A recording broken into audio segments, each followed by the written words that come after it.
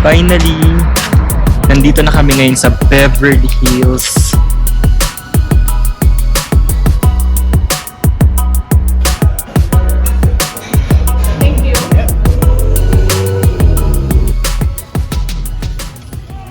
Hi guys! Welcome back to my channel. So, actually matagal-tagal na rin talaga yung pinaka-last na upload ko sa channel ko. Pero ayun na nga, this is the day na lilipad na kami papuntang US. Oo, United States of America. First time ko kaya I am so really excited. I've always dreamed of coming there and today is the day it's actually happening. So samahan niyo ako sa aking mga travel stories at kung paano nga ba ako nakarating sa US. So, ito pala yung first meal namin. So, chicken, all-time favorite.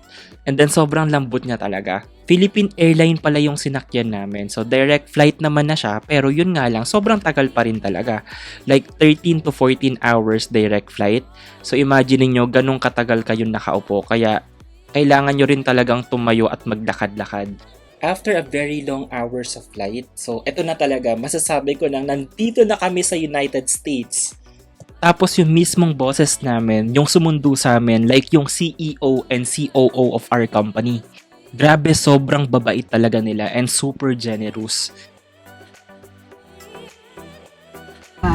When we get to the different areas of LA, it's like little miniature Korean town. Grabe talaga, sobrang tagal talaga namin tong hinintay. Like, kasi couple of months back pa lang, nag-apply kami ng US visa at hindi rin siya talaga ganon kadali. Ayun nga, this was a company-sponsored trip. Grabe talaga yung blessings ni Lord and I can't believe it na may experience ko to. Ayan, first time din namin dito sa may Chick-fil-A. Actually, itong Chick-fil-A na to, isa siya sa pinaka-popular breakfast spot dito sa US.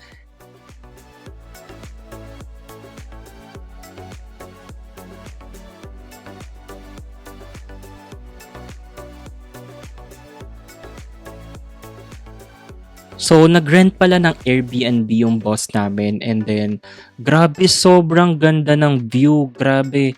Pati yung mga gamit, halatang mamahalin. Dito pala yan sa Los Angeles, California. Ayan, pakita ko sa inyo yung view. Medyo umuuga-uga lang talaga yung camera. Kasi sa may setting yan ng GoPro ko. Hindi ko pa siya naayos that time. By the way, I am working as healthcare virtual assistant and I have a US-based client. So, we all applied together as co-workers. And out of the 4 of us, 2 got accepted. So, dalawa kami ni Amy nakapasa sa US visa.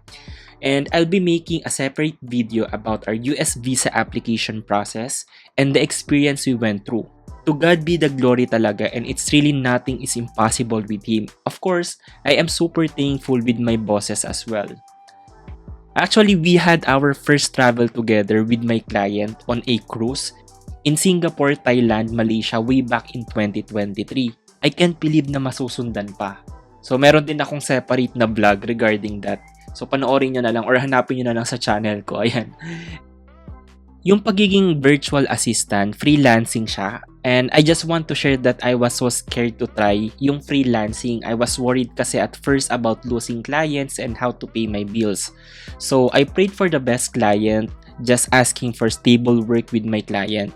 And I didn't expect that God will give me something even better than what I was hoping for. Kung dati, gusto kong mag-apply at magtrabaho sa abroad, pero ngayon, I no longer aspire to work abroad now dahil feeling ko nag-work na rin naman ako sa ibang bansa kahit na nasa Pilipinas ako kasi work from home siya and I am very satisfied with where I am now. First day pa lang namin dito sa Los Angeles, marami na talaga kaming napuntahan. Isa na rito ang Hollywood Walk of Fame. Yes, we're exploring one of the Hollywood's most iconic landmarks, the Hollywood Walk of Fame. Stretching over 15 blocks along Hollywood Boulevard and Vine Street, the Walk of Fame honors over 2,600 stars from all facets of the entertainment industry. So kung pupunta kayo dito, it's better to wear comfortable shoes because you'll be walking a lot, especially if you want to explore everything in this area has to offer.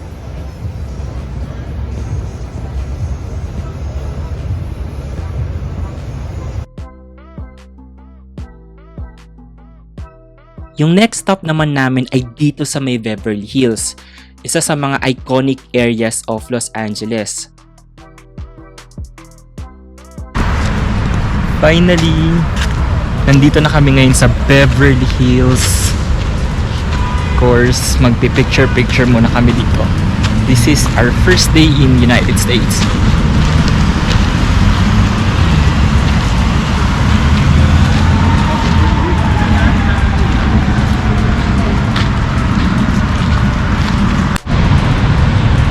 So ayun na, nakita kami ng Filipino doon and then nagpa-picture lang kami.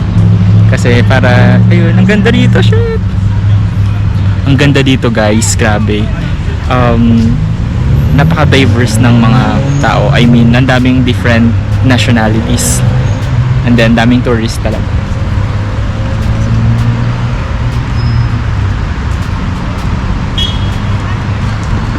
So, yung Beverly Hills ay isa sa mga world-renowned neighborhood and famous for its luxurious shopping, beautiful homes, and celebrity connections. It's where you'll find the famous Rodeo Drive, the place to shop for high-end designer brands like Gucci, Chanel, and Louis Vuitton.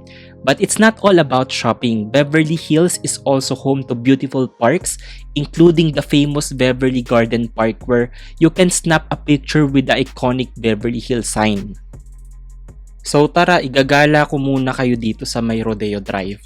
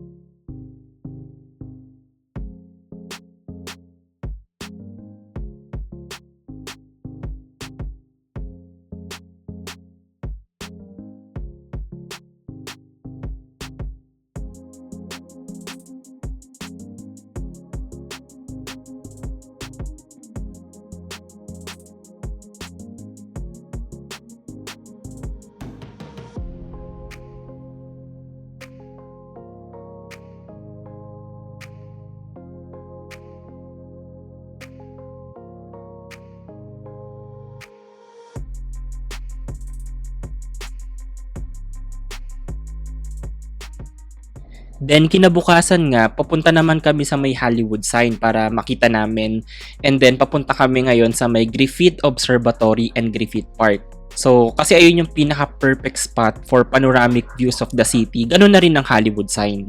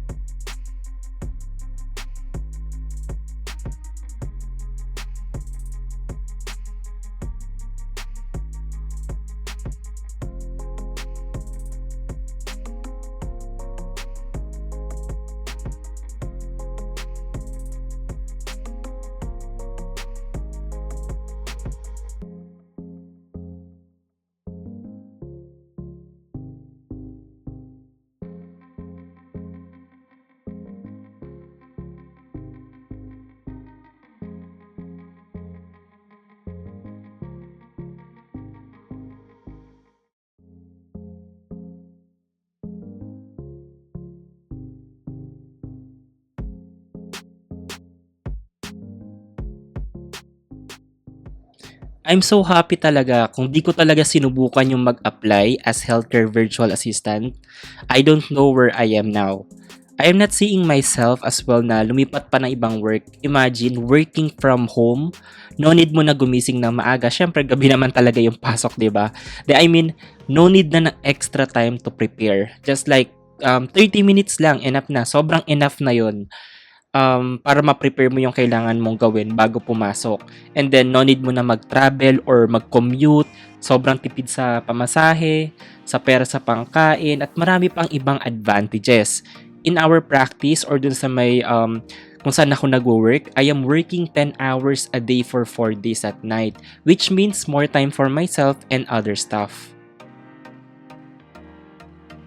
So ngayon, nandito naman na kami sa may Venice Beach. So, samahan niyo ako sa aking paggala.